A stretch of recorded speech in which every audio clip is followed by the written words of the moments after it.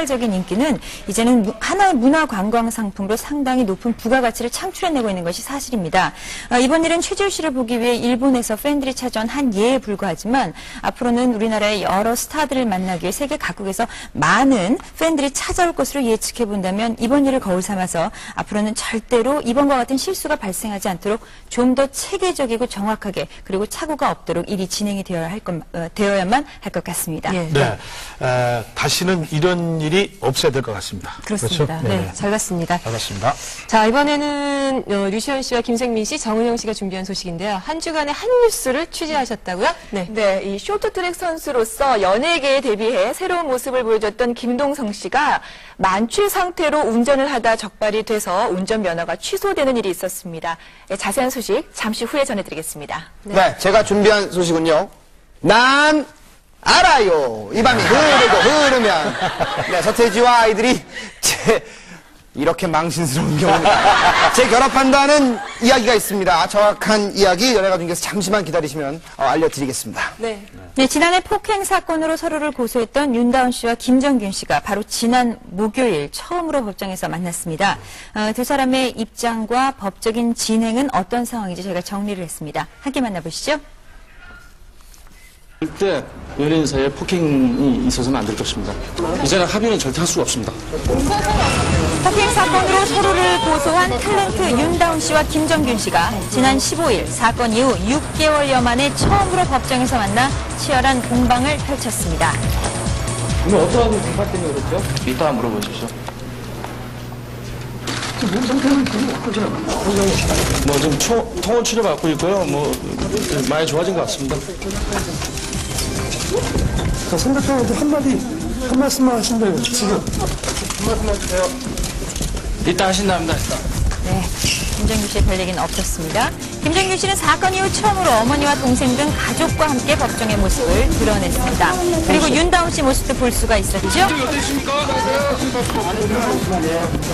윤다운 씨에게도 취재진들의 질문이 쏟아졌는데요. 극도로 말을 아끼는 모습이었습니다. 이날 열린 공판은 윤다운 씨가 피고인 폭행 사건의 3차 공판과 김정균 씨가 피고인 사건의 1차 공판이 함께 열렸습니다. 사건 조사와 이전의 공판에서 진술한 내용들을 확인하는 형식으로 진행된 이날 공판의 쟁점은 다음과 같습니다. 김정균 씨는 윤다운 씨의 일방적인 폭행이었고 사건 발생 후 윤다운 씨는 자신을 방치해둔 채 혼자서 집으로 갔다고 했습니다. 이에 반해 윤다운 씨는 서로 폭력을 행사했고 자신도 전체 6주에 상당하는 부상을 입었으며 다친 김정균 씨를 데리고 병원에 갔으나 김정균 씨가 치료를 거부했고 사건 후 몇 번이나 병원에 찾아가 원만한 해결을 위해 노력했었다고 주장했습니다. 이에 김정균 씨는 윤다운 씨로부터 제대로 된 사과를 받은 적이 없다고 주장하고 있습니다. 공판을 마치고 나오는 모습입니다. 양측의 주장이 팽팽히 맞서고 있고 두 사람의 진술이 많은 부분에서 엇갈림에 따라 이날 공판에서는 어떠한 결론도 내려지지 않았습니다.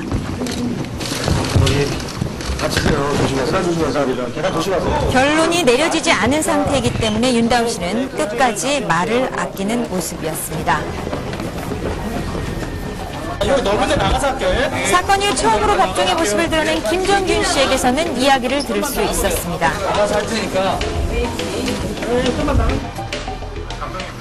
우선 이렇게 불미스러운 일에 휘말려가지고 팬들한테 정말 죄송스럽다는 말씀 전해드리고요. 선련 동료인 줄 알았는데 지금 상황을 보니까 절대 저는 불의하고 타협하고 굴복하지 않겠습니다. 어떻게 윤다운 씨 오늘 처음 보셨잖아요. 어떠세요? 뭐 굉장히 안 됐더라고요. 많이 좀 상해 있고 더군다나 이제 저보다는 더 마음고생이 심했을 거예요.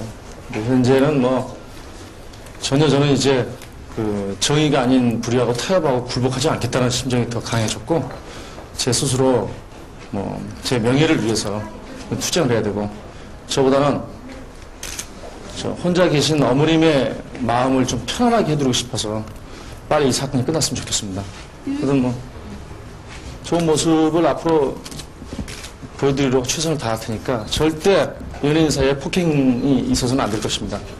쌍방이냐 일방이냐는 뭐 본인 스스로가 잘할 것이고 법정에서 진실을 꼭 밝혀내리라고 봅니다. 이제는 합의는 절대 할 수가 없습니다. 네, 재판부는 양측의 증인들을 추가로 보강해서 오는 2월 5일 다시 재판을 열기로 했는데요. 어떤 결론이 내려질지는 그때까지 지켜봐야 할 것 같습니다.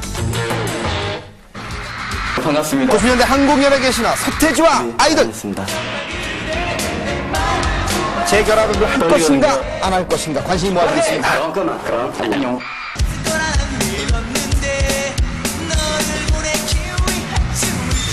최근 서태지, 양현석, 이준호 세 멤버의 재결합에 기본적으로 합의했다라는 얘기가 있는데요. 멋있습니다.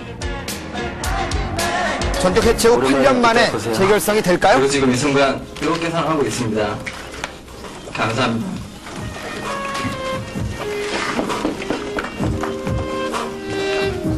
지난 96년 1월 해체를 했죠. 그 후 8년 각자의 길을 걷고 있습니다. 재결합이